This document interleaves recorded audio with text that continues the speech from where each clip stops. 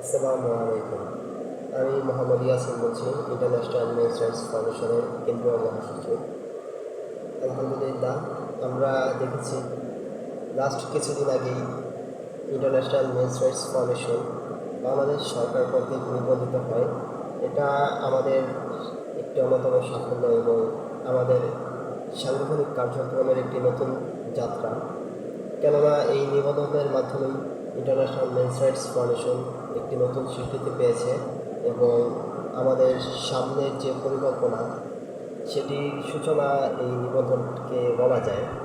এবং আমরা দেখেছি যে আমাদের বিভিন্ন কার্যক্রম ছিল, শীতকালীন কিছু কার্যক্রম ছিল, করোনাকালীন সময় আমাদের কিছু কার্যক্রম ছিল, কিন্তু বৃহৎ পরিসরে এখন পর্যন্ত আমরা তেমন কোনো কার্যক্রমে অংশ নিতে পারি নাই, কেননা বাংলাদেশ সরকার কর্তৃক আমাদের তেমন কোনো স্বীকৃতি ছিল না। কিন্তু যেহেতু এবার বাংলাদেশ সরকার বাংলাদেশের পুরুষদের নির্যাতনের বিষয়টিকে মাথায় রেখে ইন্টারন্যাশনাল মেন্স রাইটস ফাউন্ডেশনকে স্বীকৃতি প্রদান করেছে, এটা আমাদের জন্য বলা যায় যে যেমন এটা একটি সাফল্য, তেমনই আমাদের বৃহৎ কার্যক্রমকে কেন্দ্র করে যত পরিকল্পনা ছিল আমাদের সবগুলোকে বাস্তবায়ন করতে এটি সহায়তা করবে। আমি বিশ্বাস করি আপনারা যারা ভিডিওটি দেখছেন, আমার যদি আজকে লাইভ করার কথা ছিল ইন্টারন্যাশনাল মেন্স রাইটস ফাউন্ডেশনের যে অফিসিয়াল গ্রুপ আছে সেখান থেকে লাইভে আসার কথা ছিল, কিন্তু লাইভ করলাম না, কেননা অনেকে হয়তো সরাসরি জয়েন করতে সমস্যা হতে পারে, সবার সময় হয়তো মিলবে না, সেক্ষেত্রে আমি ভিডিও বার্তা দিচ্ছি। আরেকটি বিষয় যে বলে রাখি, আমাদের যে অফিসিয়াল গ্রুপটি আছে সেই গ্রুপটি বেশ কিছুদিন যাবৎ গ্রুপের রিচ কমে যাচ্ছে এবং আমাদের মেম্বারদের নিকট গ্রুপের মেসেজগুলো, গ্রুপের টেক্সটগুলো পৌঁছাচ্ছে না। সেক্ষেত্রে আপনারা একটু গ্রুপে সক্রিয় হবেন, গ্রুপে একটু নজর রাখবেন।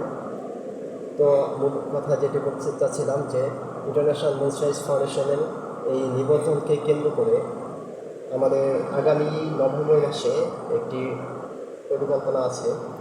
আমরা জানি যে আগামী 19 November international men's rights foundation থেকে একটি অফিসিয়াল আয়োজন করা হবে।